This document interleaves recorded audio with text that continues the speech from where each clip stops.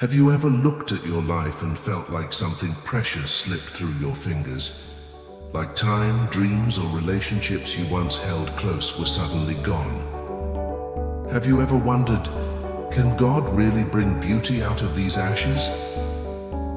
Listen closely, because the God who spoke light into darkness, the one who raised dry bones to life, is still the same today. He is the restorer. He does not measure your future by your past.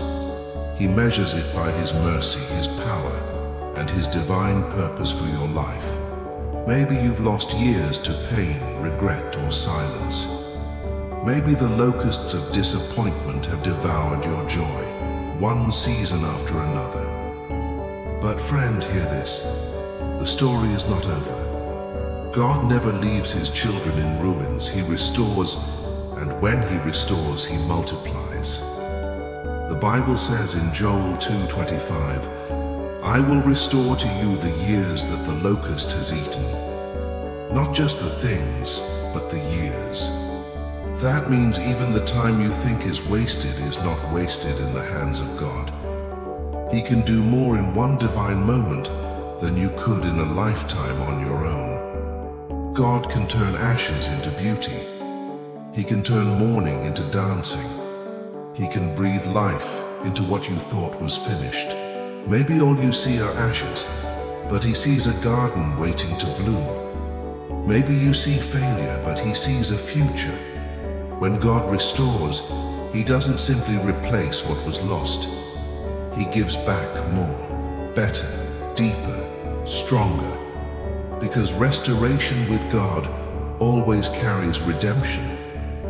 The enemy may have taken something from you, but when God steps in, He doesn't just balance the scales, He tips them in your favor. Think of Job. He lost everything, his wealth, his family, his health.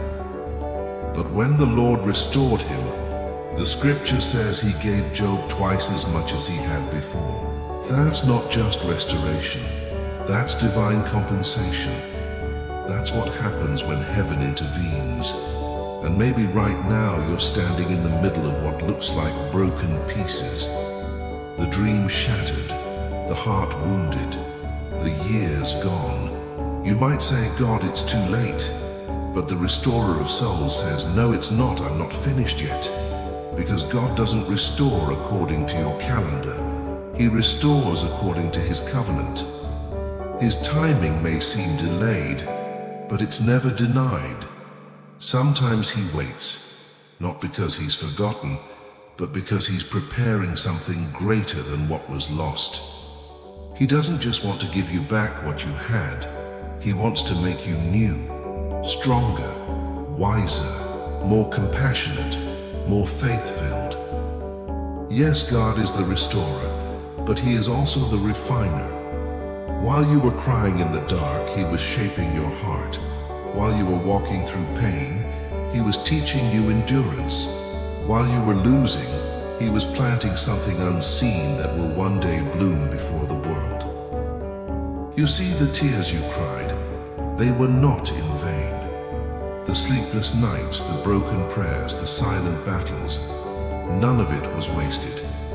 God saw every tear that fell, and He stored them, as Psalm 56:8 says, in His bottle. Every moment of sorrow is recorded by the heart of a loving Father who turns pain into purpose. Sometimes the years that seem lost are actually the years of God's quiet preparation. You thought He was silent, but He was working behind the scenes, building the foundation for something that could only be born through your struggle. That heartbreak taught you to depend on Him. That loss humbled you, but it also anchored you. That season of waiting wasn't punishment, it was pruning. And now you are ready for what's next. Because when God restores, He doesn't bring you back to where you were. He takes you to a place you've never been before. Deeper in faith, richer in wisdom, stronger in spirit. He restores your soul, not just your situation. And maybe you're asking, why did God let me go through it in the first place? Friend, because restoration without transformation is temporary. God doesn't just want to fix your circumstance. He wants to strengthen your character. He allows brokenness to shape you for blessing. He allows the fire to refine the gold. The storm reveals what's rooted deep inside, your faith, your trust, your perseverance. Think of Joseph. He was betrayed, thrown into a pit, sold into slavery, forgotten in prison. Yet every dark season was a step toward the palace. When God finally restored him, Joseph could look back and say, "What you meant for evil, God meant for good." That's the power of a restoring God. He doesn't just return what was taken. He uses what was taken to fulfill his promise. Maybe you've cried over wasted years, the opportunities you missed, the love you lost, the mistakes you made. But the Lord says today, I am still able. I am still the God who redeems time. I can make the rest of your life greater than all the years before. Don't let the enemy convince you that it's too late. Don't let regret chain you to your past.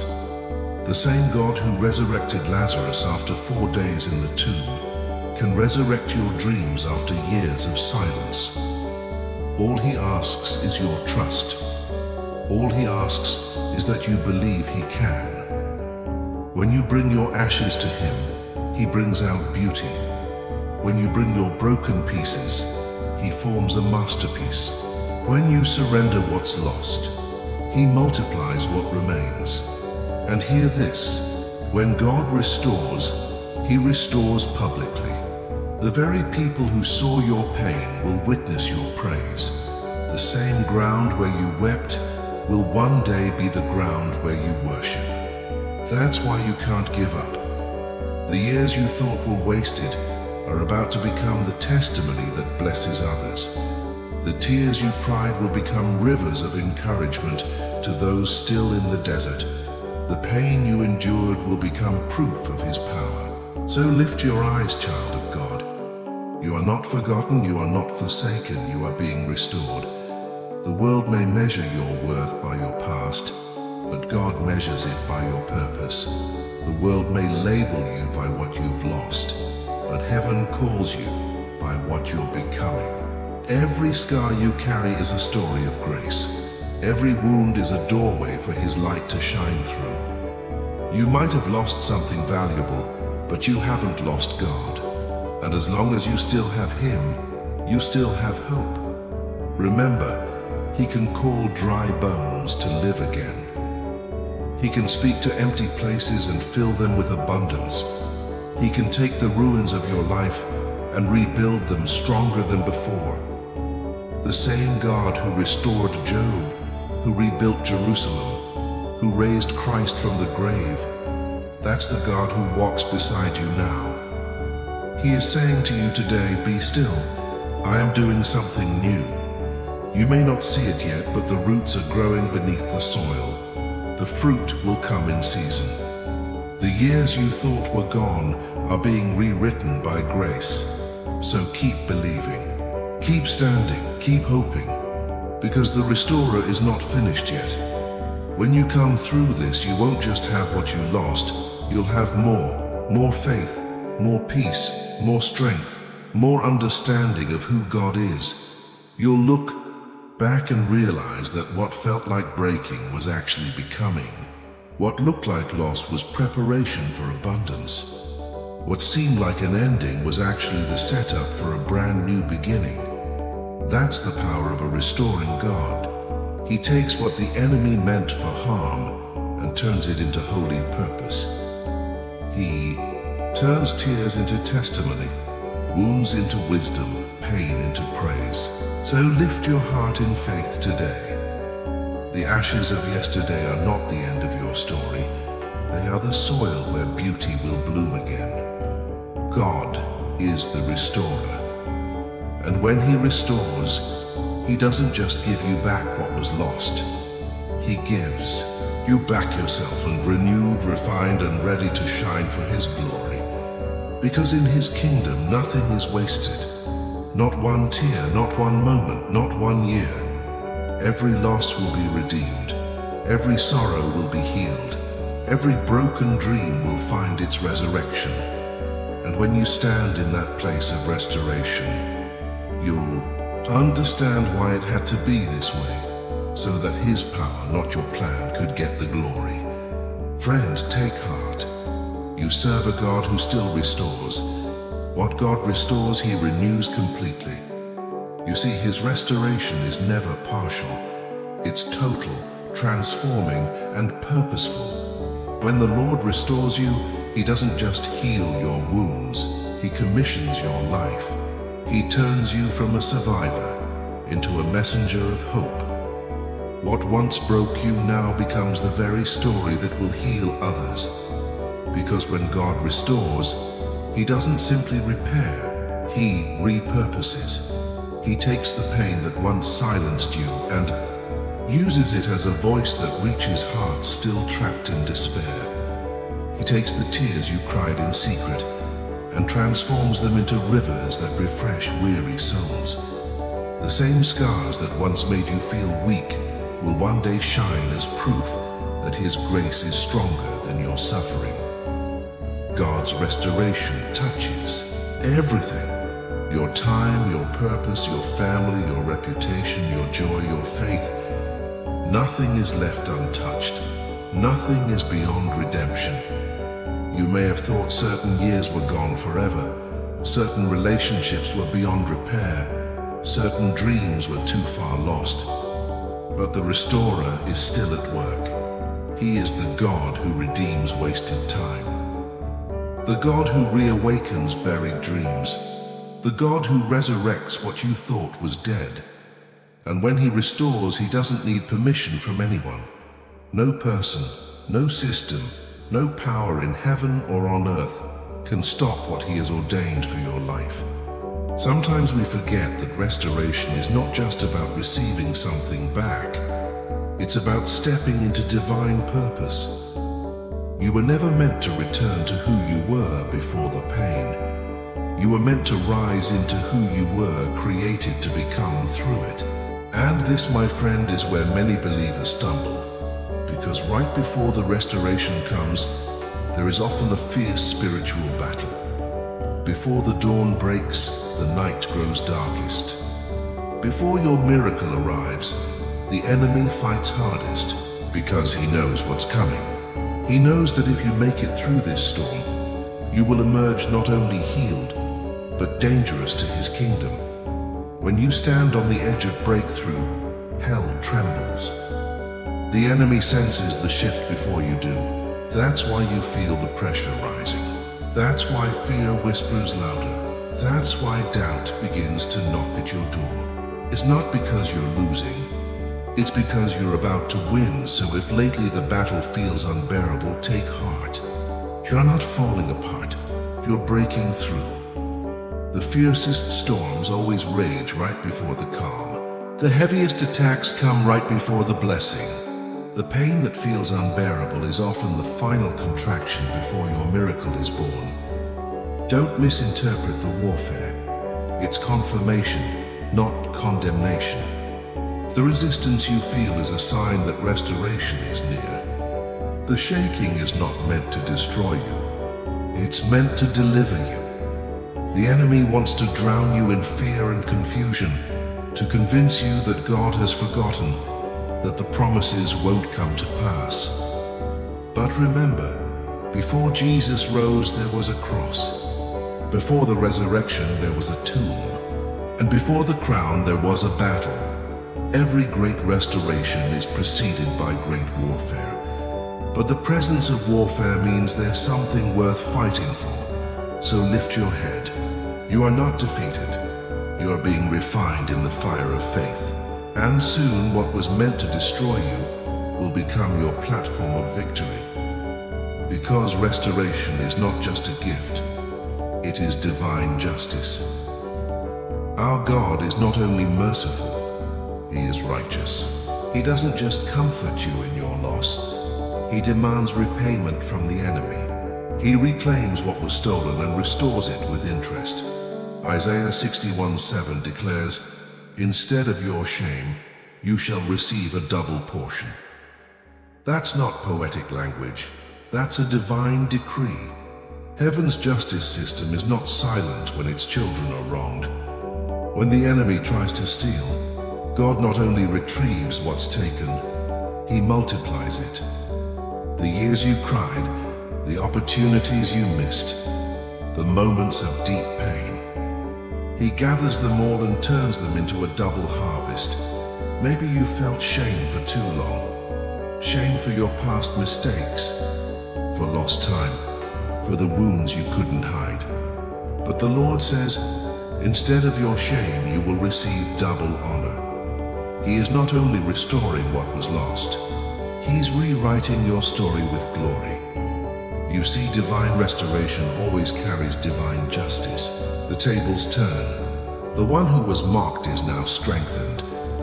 The one who was forgotten is now favored. The one who was broken becomes a beacon of light. And when God restores, He doesn't just make things okay. He makes them beautiful. Think of Joseph again. The very brothers who sold him came and bowed before him. The same pit that looked like the end was actually the beginning of God's greater plan. That's what divine justice looks like. Not revenge, but redemption. Not bitterness, but blessing. And that's what God is doing for you. The very situations that humiliated you will become the stage where His glory is revealed. The places where you were wounded will become the places where healing flows. The relationships that seem destroyed will become testimonies of reconciliation. Because the justice of God is not just about payback, it's about purpose. He redeems not to satisfy your pain, but to magnify His power. He doesn't just fix your story, He fulfills it. Every loss has meaning when it passes through His hands. Every battle, every tear, every delay becomes the foundation of a greater destiny. You are not a victim of circumstance.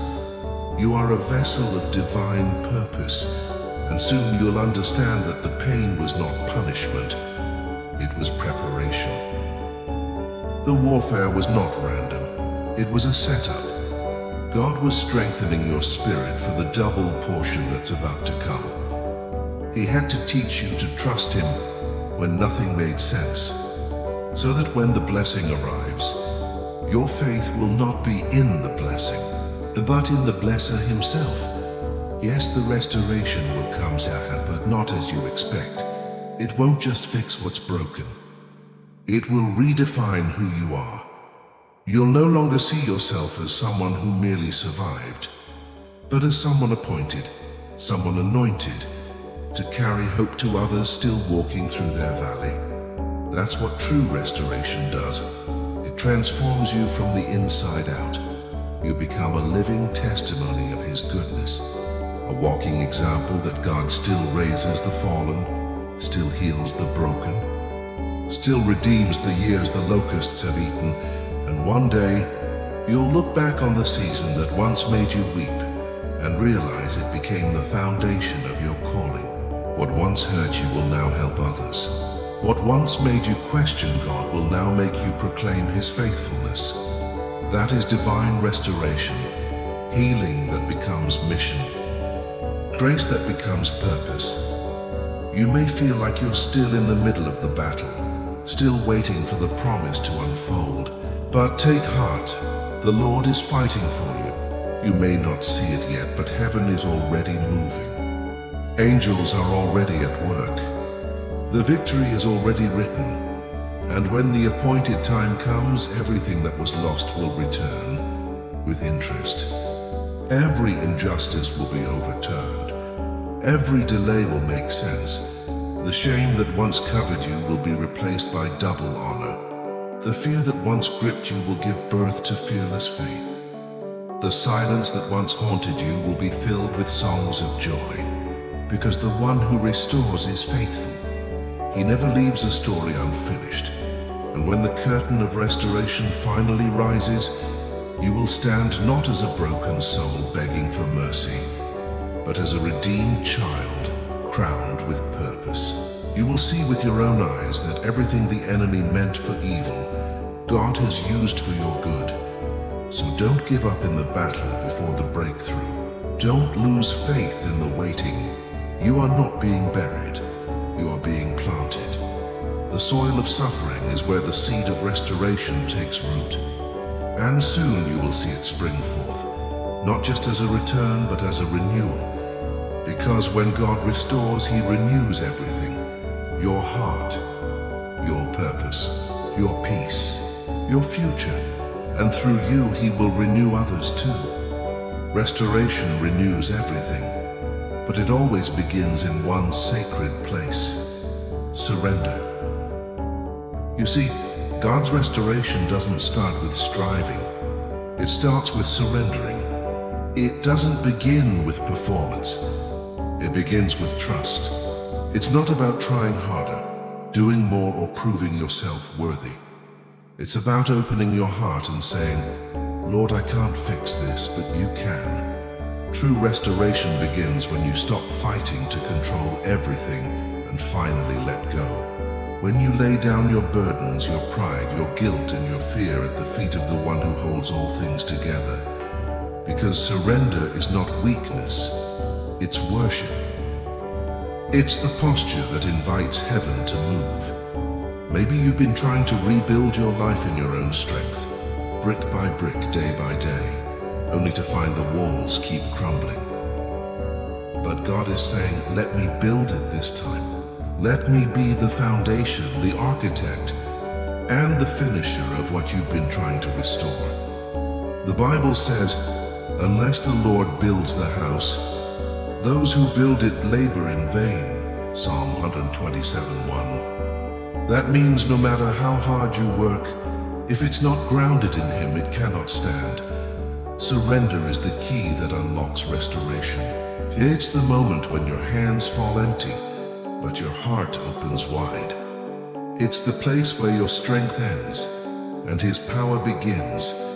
When you stop trying to control the outcome, you make room for God to do what only He can do.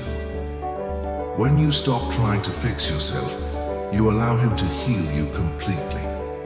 Sometimes the reason we stay broken is not because God can't restore us. It's because we're still holding on. Holding on to bitterness, holding on to fear, holding on to the idea that we can fix it ourselves. But when you finally surrender, heaven breathes again. The same Spirit that hovered over the chaos in Genesis begins to hover over the chaos of your heart. And out of that surrender, life begins to form again. It's in surrender that your faith is restored. It's in surrender that your fire returns. It's in surrender that your intimacy with God is rekindled. That pure childlike love you once had when you first knew Him. You remember that time, don't you?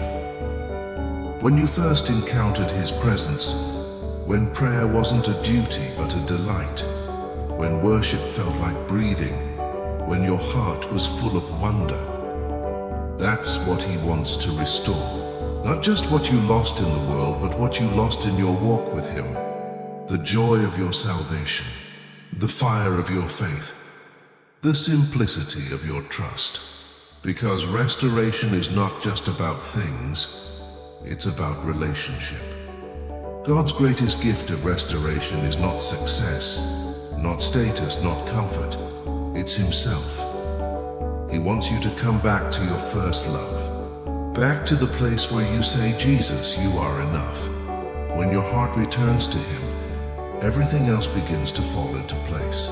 Peace returns, joy returns, hope returns. That's what surrender does. It clears the clutter of your soul so that His presence can fill it again. And maybe you've been wondering, where do I start? Start there, right where you are. In that quiet space of honesty where you say, Lord, I'm tired of trying to fix myself. I give you everything. My past, my pain, my plans. That's where restoration truly begins. Because when you return to Him, He restores you. Not as a servant who failed, but as a son or daughter who's been found. Remember the prodigal son. When he finally came to his senses and returned home, the father didn't shame him or scold him. He ran to him. He clothed him. He restored him. That's what your Father in heaven wants to do for you. He's not waiting to punish you, and he's waiting to embrace you. He's not counting what you lost. He's preparing what you're about to gain, so stop running. Stop hiding. Come home, because the time of restoration has come. Yes, hear it in your spirit. The time of restoration has come. This is not a season to mourn what was lost. It's a season to rise and walk into what's being renewed. God is declaring over you, the wasted years are over. The barren fields will bloom again. The time of restoration has come. You've cried long enough. You've carried shame long enough. You've looked back long enough. Now it's time to look forward, because the same God who carried you through the storm is about to crown you with victory. This is your moment to rise. Wipe your tears, stand firm in faith, and step into the strength of the Lord your God. You are not who you used to be. You are being made new. The season of loss is ending. The season of restoration is beginning. Every trial you faced, every prayer you whispered in the dark, they were all leading to this, the place of breakthrough, the time of renewal, the hour of divine restoration. So don't let fear hold you back. Don't let doubt silence your faith. Lift your eyes, lift your hands and say, Lord, I receive it. I believe the time of restoration has come.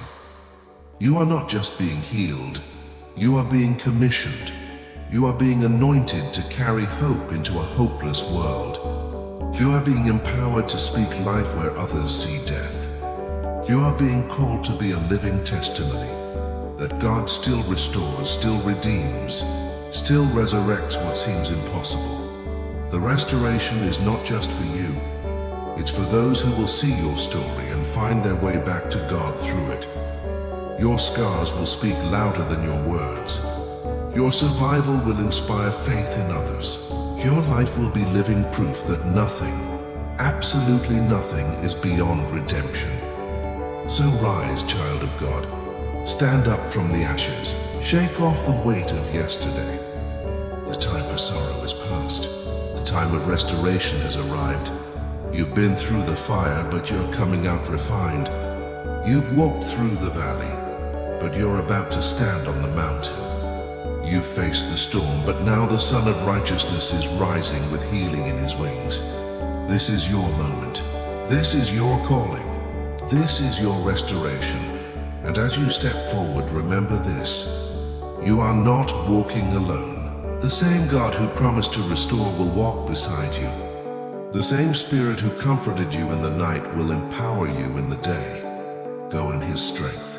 Go in his peace.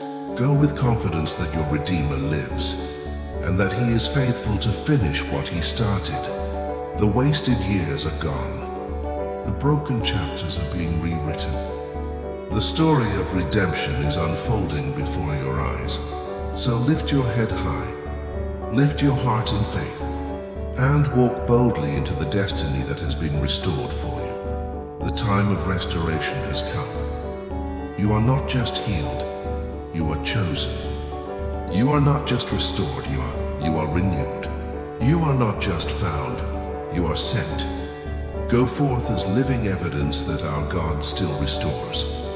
The story of restoration always begins where surrender is found. The heart that bows before God becomes the very ground where new life begins to grow. You see, the power of God's restoration doesn't start in our striving, but in our yielding.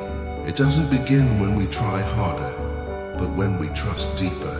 It's not in performance, it's in presence.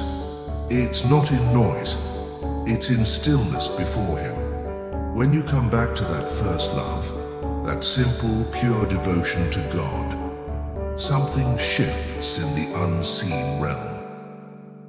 The fire that once dimmed begins to glow again. The faith that once trembled finds its strength.